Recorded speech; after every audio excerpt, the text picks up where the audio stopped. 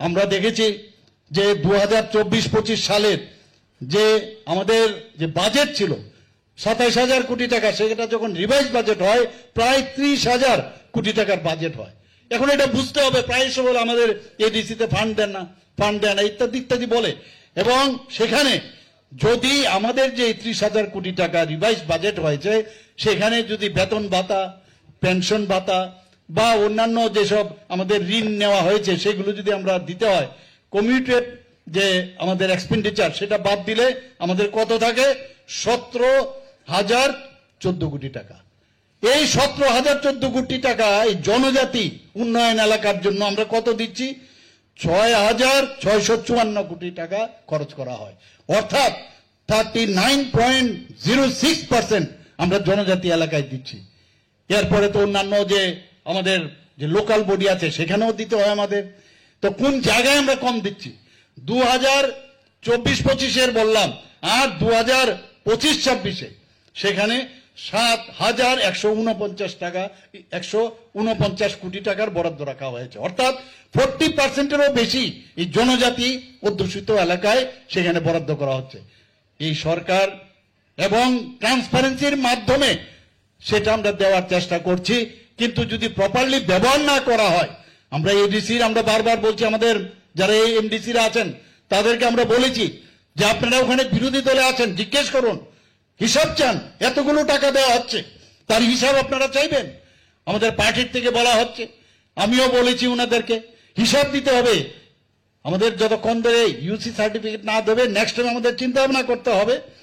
আমাদের যে বাজেটের শুধু বাজেট না, শুধু বাজেট ছাড়াও যেমন RIDF অর্থাৎ রুরাল ইনফ্রাস্ট্রাকচার ডেভেলপমেন্ট ফান্ডেও আমরা নাবার্ড থেকে আমাদের নিতে হয়, সেখানে বেশিরভাগ যে বাজেটের অংশ সেটা কিন্তু জনজাতি এলাকার উন্নয়নের জন্য সেটা করা হয়। Externally aided project World Bank থেকে আমরা 1,400 কোটি টাকা আমরা নিয়েছি শুধু জনজাতি এলাকার। এখানে আমাদের মাননীয় সভাপতিজি বলেছেন কি কি উন্নয়নে, সেখানে রাস্তাঘাটে হোক, সেখানে খেলাধুলার বিষয়ে হোক, সেখানে আপনার সামাজিক উন্নয়নেই হোক, স্কুল কলেজ সব জায়গার তার উন্নয়নের জন্য আমাদের এই জনজাতিদের এলাকার জন্য 2 বছরের মধ্যে আমরা সেই 1,400 কোটি টাকার আমরা 1,400 করোড়ের আমরা সেই ব্যবস্থা আমরা করেছি। শুধু তাই নয়, আমাদের এটা ট্রেসপের মাধ্যমে যে বিভিন্ন ক্ষেত্রে আমরা জনজাতি এলাকায় সেটা দেওয়ার ব্যবস্থা আমরা করছি। আপনারা সবাই জানেন যে এর আগেও আমাদের যে এলিমেন্ট প্রজেক্ট প্রায় 1,700 কোটি অর্থাৎ প্রায় 1,700 থেকে 1,800 কোটি টাকা, সেটাও ফরেস্ট ডিপার্টমেন্টের মাধ্যমে সমস্ত জনজাতি এলাকার উন্নয়নের জন্য সেখানেও আমরা সেই কাজটা করছি। কাজে পয়সা কোন দিকে নাই। আজকে জনজাতি এলাকার যতগুলো অধ্যুষিত এলাকা আছে, এডিসি এলাকা বেশিরভাগই 69 থেকে 70% এলাকা, এর থেকেও বেশি, সেই জায়গায় যে কোনো উন্নয়ন হচ্ছে, রাস্তাঘাট, আজকে ন্যাশনাল হাইওয়ে হোক, বেশিরভাগই আমাদের জনজাতি এলাকা দিয়ে যায়। এবং সেখানে যখন উন্নয়ন হয় তখন জনজাতির যাদেরকে সেখানে আমাদের জমি নিতে হয় তাদের জনজাতি ভাই বোনদের মধ্যে কিন্তু সে পয়সাটা সেখানে যাচ্ছে বেশিরভাগ। আমাদের এখানে 4 সেপ্টেম্বর 2024 NLFT, তাছাড়া আমাদের যে ATTF আমাদের দিল্লির মধ্যে সেটার একটা সমঝোতা হয়, সেখানেও 250 কোটি টাকার একটা প্যাকেজ দেওয়া হয়েছে, এখনো চলছে। যখন যাদের যা তাদের যে ক্রাইটেরিয়া আছে সেইভাবে তাদের সুযোগ সুবিধা দেওয়া হচ্ছে, ব্যাংকের ফিক্সড ডিপোজিট রাখা, তাদের সিকিউরিটি রাখা, তাদের অন্যান্য যেসব ব্যবস্থা সবগুলো সেখানে করা হচ্ছে। আপনারা সবাই জানেন যে ব্রু রিয়াং যে 23 বছরের সমস্যা সেটা ছিল, এর আগে তো সরকার ছিল। এই যে ভুল বুঝানোর যে ব্যবস্থাটা করছে, আপনারা বুঝতে হবে যে আমাদের সরকার আসার পর 23 বছর পর এই ব্রু রিয়াং শরণার্থীদের তাদের 12টি জায়গায়, আমি যখন মুখ্যমন্ত্রী হই দেখলাম এখানে অনেকগুলো জায়গার মধ্যে ঢিলাঢালা ছিল। শেষ পর্যন্ত কয়েকবার সেটাকে অ্যাড্রেস করে মিটিং করে ওনাদের সাথেও কথা বলেছি, দিল্লিতেও গেছি, সেখানে গিয়ে আজকে 12 জায়গার মধ্যে তাদের আমরা সেটেল করেছি। তাদের আই কার্ড দেওয়া হচ্ছে, তাদের খাওয়ার ব্যবস্থা করা হচ্ছে, স্কুলের ব্যবস্থা করা হচ্ছে, রাস্তাঘাট, ইলেকট্রিসিটি সব ব্যবস্থা করা হয়েছে। এবং সেখানেও আমাদের মাননীয় স্বরাষ্ট্রমন্ত্রীজি বিশেষভাবে প্রধানমন্ত্রীজির যে মার্গদর্শনে সেখানে প্রায় 800 কোটি টাকার প্যাকেজ সেখানে দেওয়া হয়েছে বন্ধুগণ। আমাদের এখানে 6 থেকে 8ই যে 6 থেকে 8তে যারা পড়াশোনা করে আমাদের ছেলে মেয়েরা স্টুডেন্টরা যারা আছেন তাদের যে প্রি ম্যাট্রিক স্কলারশিপ আগে বছরে 400 টাকা দেওয়া হতো, আমরা সেটা 1000 টাকা করেছি। আমাদের প্রায় এখানে জনজাতিদের যে আবাসিকদের যে যারা ওখানে থাকে তাদের ভাতার হার 2018 সালে মাত্র 55 টাকা ছিল, আমি এসে এটা 80 টাকা করা হয়েছে। তো সেইভাবে আমরা চেষ্টা করছি যে জনজাতির অধ্যুষিত এলাকায় আমরা যাতে মানুষের জন্য কাজ করতে পারি বন্ধুগণ। ওনারা তো এইসবই কথা বলবেন, আর আমরা কাজের মাধ্যমে মানুষের কাছে যেতে চাই। আমি আবার আপনাদের অভয় দিচ্ছি, কোনো ভয় নেই। আমি অত্যন্ত খুশি, যেখানে যাচ্ছি এখন গত 2-3 দিন ধরে আমি বিভিন্ন জায়গায় যাচ্ছি, মহিলারা আমাদের যে জনজাতি মেয়েরা আছেন, বোনেরা আছেন, তাদের উপস্থিতির সংখ্যা অনেক বেশি। আমি দেখছি যে তারা কিন্তু বুঝতে পারছে। এর জন্য আমি জনজাতি মা ও বোনেদের আমি বলবো, আপনারা একটু শক্তি আরো বেশি, আপনারা এমনি শক্তিশালী, আপনারা এই ভারতীয় জনতা পার্টিকে আরো শক্তিশালী করার জন্য আপনারা মানুষকেও বুঝান, নিজের ফ্যামিলিকেও বুঝান, তাহলে ভারতীয় জনতা পার্টি আরো শক্তিশালী হবে। আমরা দেখেছি এর আগে অনেক সরকার ছিল, আগে মহারাজাদের কোনো রকম কিন্তু সেরকম সম্মান দেয়নি। আমরা এসে মহারাজাদের কিভাবে সম্মান দিতে হয় আমরা দেখেছি। যে ভালো কাজ করছে, যারা ভালো কাজ করে এসছে, মানুষের জন্য কাজ করেছে, কেন সম্মান আমরা দেব না? আজকে প্রধানমন্ত্রীজি নিজে এসে মহারাজা বীর বিক্রম কিশোর মাণিক্য বাহাদুরের নামে আজকে এয়ারপোর্ট সেটা উনার নামে নামাঙ্কিত করেছে। শুধু তাই নয়, ওখানে একটা মূর্তি সেখানে স্থাপন করা হয়েছে। আমাদের এই মহারাজা বীর বিক্রম কিশোরের যে 19শে আগস্ট ওনার জন্মদিন, আমাদের সরকার আসার পর ছুটি ঘোষণা করা হয়েছে। আজকে এয়ারপোর্ট থেকে যদি আপনি আসুন, আমি যখন মুখ্যমন্ত্রী হই, আপনারা সবাই জানেন আমাদের যে সারা পৃথিবীর, সারা ভারতবর্ষের যিনি বিশিষ্ট সুরকার ছিলেন, গায়ক ছিলেন, আমরা মহারাজার ফ্যামিলির এস.ডি. বর্মনের মর্মর মূর্তি আমরা এখানে প্রতিষ্ঠিত করেছি লেম্বুছড়াতে, আপনারা নিশ্চয়ই দেখেছেন। আগরতলার যে মেইন যে কামানচুমনির পাশে একটা আইল্যান্ড, আমার বাড়ির ঠিক সামনেই, আমরা ছোটবেলায় দেখেছি এই আইল্যান্ড 0 মাইল ফলক ছিল, সেখানে ওইটাকে উঠিয়েছি। সেখান থেকে উঠিয়ে মহারাজা বীর বিক্রম, আমার পূর্ববর্তী বক্তা বলেছেন, মহারাজা বীর বিক্রম ছিলেন আধুনিক ত্রিপুরার রূপকার। তো ওনাকে সম্মান দেওয়ার জন্য সেখানেও মহারাজার মূর্তি আমরা প্রতিষ্ঠিত করেছি বন্ধুগণ। আমরা যে 12টি ব্লককে এসপিরেশনাল ব্লক হিসাবে আমরা ঘোষণা দিয়েছি। গড়িয়া পূজার ছুটি আগে একদিন ছিল, আমরা এসে 2 দিনের ঘোষণা আমরা করেছি, যাতে আরো বেশি করে গড়িয়া পূজার যে ছুটি এই সবাই জনজাতিরা যাতে তাদের ভালোভাবে পালন করতে পারে। সংগ্রামা যে তাদের পূজা হয় সেখানে আমি গিয়েছিলাম, সেখানে ওনারা বারবার আমাদের কাছে বলছিলেন যে সংগ্রামার একটা পুজোর ছুটির আপনার ঘোষণা করুন। ক্যাবিনেটে আমি এসে সাথে সাথে আমি কথা বললাম এবং সংগ্রামার যে পুজো সেটাকে মাথায় রেখে একদিনের রেস্ট্রিক্টেড হলিডে আমি কিন্তু ঘোষণা করেছি। আপনারা সবাই জানেন যে আমাদের এখানে একলব্য মডেল রেসিডেন্সিয়াল স্কুল, এতগুলো মডেল ভাবা যায় কোনোদিন যে ত্রিপুরাতে জনজাতির অধ্যুষিত এলাকায় ছেলে মেয়েদের তাদের পড়াশোনার কথা চিন্তা মাননীয় প্রধানমন্ত্রীজি করছেন। সেখানে আজকে আমরা যদি দেখি প্রায় 21টার মতো আমাদের EMRS সেখানে অলরেডি অনুমোদন দিয়েছে, 12টা অলরেডি শুরু হয়েছে, 6টা এই মার্চ এপ্রিলের 26-এ কমপ্লিট হবে, বাকিগুলো পরবর্তী সময় কমপ্লিট হবে। আমি এবার দিল্লিতে গিয়েছি, সেখানে আমি বললাম যে ক্রাইটেরিয়া ফিক্স করা হয়েছে যে জনজাতি যদি ওই এলাকার মধ্যে তাদের এটা যদি এই সংখ্যা যদি থাকে এবং এই সংখ্যার 50% যদি দেখা যায় পপুলেশনের জনজাতি, তাহলে সেখানে EMRS দেওয়া যাবে। আমি সেই ক্রাইটেরিয়া নিয়ে কয়েকটা জায়গায় রিল্যাক্সেশন করার জন্য আরো 15টা যাতে EMRS আরো এই ধরনের স্কুল যাতে করা হয় তার জন্য আমি ডিমান্ড এবার দিল্লিতে গিয়ে আমি সেটা করে এসেছি। আমাদের এখানে আজকে যে 2019 থেকে আমরা সম্মান কিভাবে দেই, আমরা কাজের মাধ্যমে প্রমাণ করতে চাই। 2019 থেকে আমরা এসেছি 2018, 2019 থেকে 2024 পর্যন্ত কোনোদিন যেটা করা হয়নি। পর পর পর পর আমাদের বিশিষ্ট জনজাতি যারা লিজেন্ড ব্যক্তি আছে তাদেরকে মাননীয় প্রধানমন্ত্রীজি কি দিয়েছেন, পদ্মশ্রী উপাধি ভূষিত করেছে বন্ধুগণ।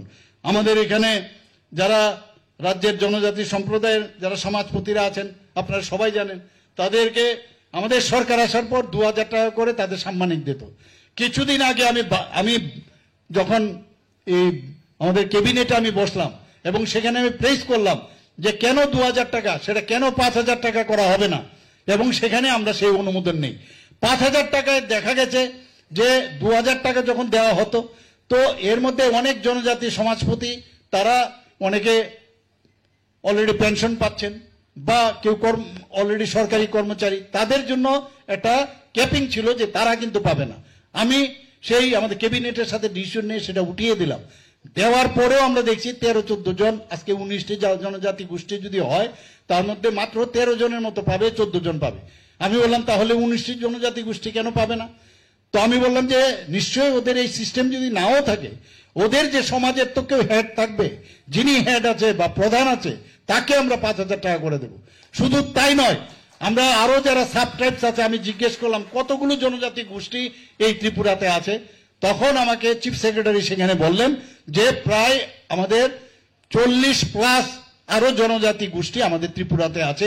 আমি জানি না এখানে জনজাতি গোষ্ঠী আমার ভাই ও বোনেরা এখানে আছেন, আপনারা এতটুকু আছে আপনারা জানেন কিনা আমি জানি না, কিন্তু আমি বললাম যে তাদেরকেও ডিএমকে আমি নির্দেশ দিলাম যে আপনারা খুঁজে বের করুন। আমরা চাই না তাদের আইডেন্টিটি নষ্ট হোক, তাদেরকে আমরা বাঁচিয়ে রাখতে হবে, এবং প্রতিটি তাদের যারা লিডার তাদেরকেও 5000 টাকা করার আমরা ডিসিশন নিয়েছি বন্ধুগণ। বড় বড় কথা আমরা আগেও শুনেছি, বড় মোড়া পাহাড়ের নাম আমরা এসে হাতাই কোতর আমরা দিয়েছি। আমরা গন্ডাছড়া মহকুমার নাম গন্ডা তৈসা দিয়েছি, 18 মোড়ার নাম আমরা হাচুক বেরেন দিয়েছি। এই যে সম্মান আমরা কিভাবে জনজাতিদের দিতে হয় আমরা সেটা খুব ভালো করে জানি, এবং এই যে মেলবন্ধন যেটা জাতি জনজাতি সেপারেট করে ডিভাইড করে রাজনীতি কোনোদিন সম্ভব হবে না, কেউ শান্তিতে থাকতে পারবে না। অনুপ্রবেশের বিষয়ে অলরেডি কথা বলেছে, আমি বিধানসভার মধ্যে তার উপযুক্ত আমি জবাব দিয়েছি, কিন্তু আননেসেসারি বাইরে এসে একটা মানুষের মধ্যে বিভ্রান্তি সৃষ্টি করার জন্য এই কাজ করে এই কাজগুলো করছেন। বিধানসভার মধ্যে ওদের রা শব্দটাও নেই, উত্তরই ছিল না।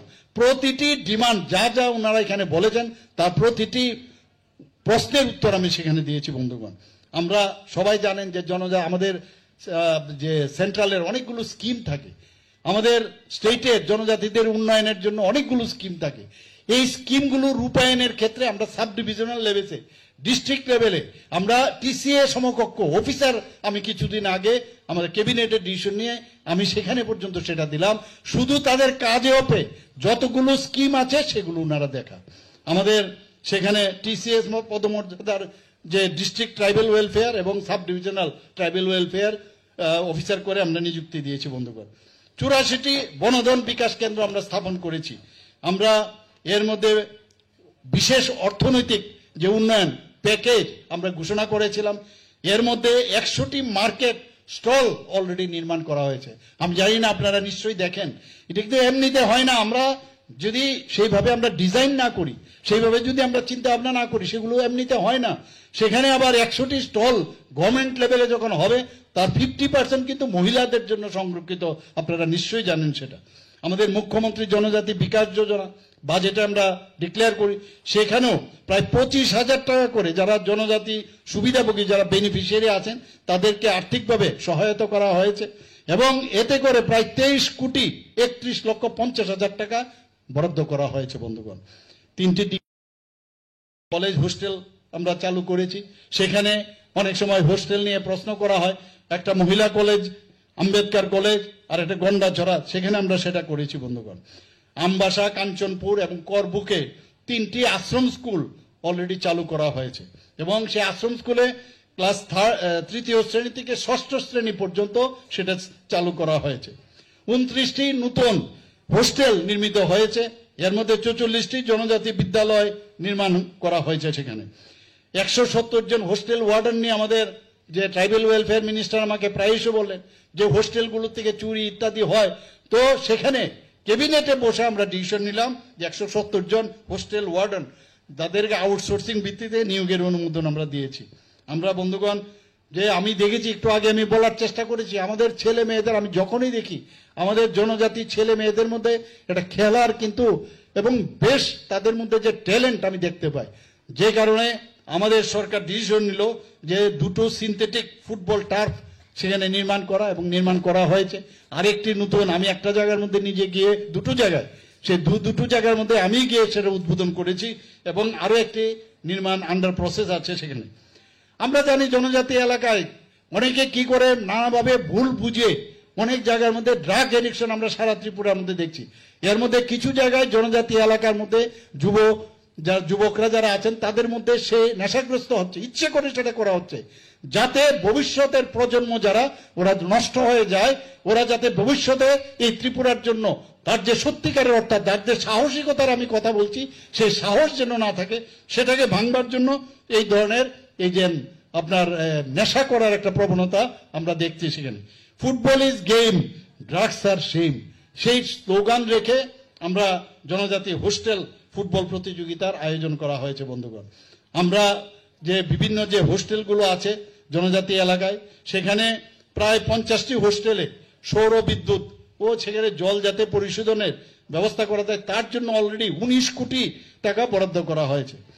2023 সালের নভেম্বর মাসে আপনারা সবাই জানেন যে জনজাতি গৌরব দিবস এই মিশন চালু করা হয়েছে।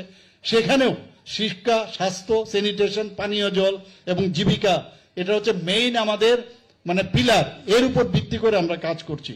আমরা 2024-25-এ আমরা প্রায় 4189টি পরিবার উপকৃত হয়েছে। এর জন্য যারা জুমিয়া পরিবারের আছেন তাদের জন্য আমরা প্রায় 2040 টাকা করে বীজ এবং শ্রম ও চাষের জন্য সেটা আমরা দিচ্ছি। আমরা যে জনজাতি জনগোষ্ঠীর সার্বিক উন্নয়নের লক্ষ্যে মাননীয় প্রধানমন্ত্রী গত 2রা অক্টোবর 2024-এ ধরতি আভা জনজাতীয় গ্রাম উৎকর্ষ অভিযান একটা নতুন প্রকল্প সূচনা করেছেন, আপনারা জানেন।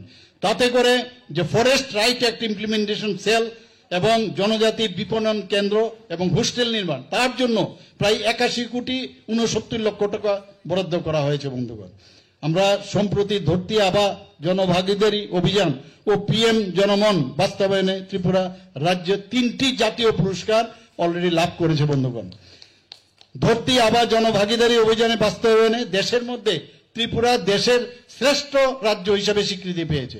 এই যে হচ্ছে এগুলো এই প্যারামিটারে বলছে আমরা ঠিক পথে আমরা চলছি। পিএম জনমন বাস্তবায়ন আমরা করতে পেরেছি। তার জন্য কিছুদিন আগে দেখেছেন আমাদের যে মাননীয় রাষ্ট্রপতি, উনিও আপনারা সবাই জানেন মাননীয় প্রধানমন্ত্রীজির কারণে একটা জনজাতি গোষ্ঠীর মহিলা যিনি আজকে আমাদের দ্রৌপদী মুর্মুজির, উনার কাছ থেকে 2টি সম্মান আমাদের দিল্লিতে গিয়ে সেখানে আমাদের জনজাতি কল্যাণ দপ্তরের সচিব সেখান থেকে সেটা গ্রহণ করেছেন।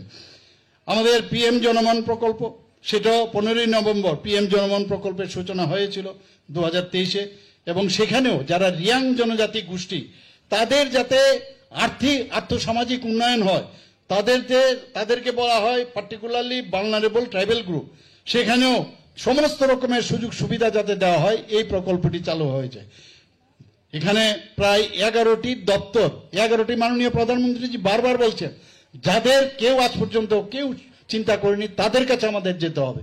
তো 11টি দপ্তরকে ইনক্লুশন করেছেন এবং 2024 অর্থ বছরে তাকে বাস্তবায়ন করার জন্য 322,06,00,000 টাকা এর মধ্যে ব্যয় করা হয়েছে। বন্ধুগণ, আমরা যদি আমাদের অনেকগুলো এক্সটার্নাল এডেড প্রজেক্ট রয়েছে, সেখানেও যতগুলো আমাদের প্রজেক্ট আছে সেগুলো জনজাতি অধ্যুষিত এলাকার জন্য আমরা সেটা করেছি। রাবার চাষের এলাকা যদি আমরা দেখি প্রায় 30,000 হেক্টর থেকে বাড়িয়ে আমরা 69 হেক্টর আমরা করেছি। 3টি 100 শয্যা বিশিষ্ট এসটি হোস্টেল স্থাপন করা হবে এবং 50 শয্যা বিশিষ্ট আরো 7টি নতুন এসটি হোস্টেল স্থাপন করা হবে। চিফ মিনিস্টার ট্রাইবাল ডেভেলপমেন্ট মিশনের আওতায় নিট, জেই এবং সিভিল সার্ভিস পরীক্ষার জন্য একটা কোচিং 100 জনের স্কিম আমরা চালু করেছি। বন্ধুগণ, স্মোক হাউস 50টি স্মোক হাউস, 25টি রাবার প্রক্রিয়াকরণ কেন্দ্র, এরকম বহু কাজ যেটা আমরা জনজাতিদের জন্য তাদের উন্নয়নের জন্য তাদের আর্থসামাজিক উন্নয়নের জন্য আমরা কাজ করছি। বন্ধুগণ, আজকের এই যে এখানে যারা যারা আজকে এখানে ফ্যামিলিরা এখানে জয়েন করছেন প্রায় 329 জন ভোটার, আমি ওনাদেরকে ভারতীয় জনতা পার্টির তরফ থেকে ওনাদেরকে স্বাগত জানাচ্ছি। আমি বলবো যে সঠিক সময়ে আপনারা সঠিক সিদ্ধান্ত নিয়েছেন এবং জনজাতিদের উন্নয়ন ভারতীয় জনতা পার্টি ছাড়া কেউ করতে পারবে না, এতটুকু আমি বলতে পারি। আবার সবাইকে আমি ধন্যবাদ জানিয়ে আমার কথা বলা শেষ করছি। হামবাই, সবাইকে নমস্কার।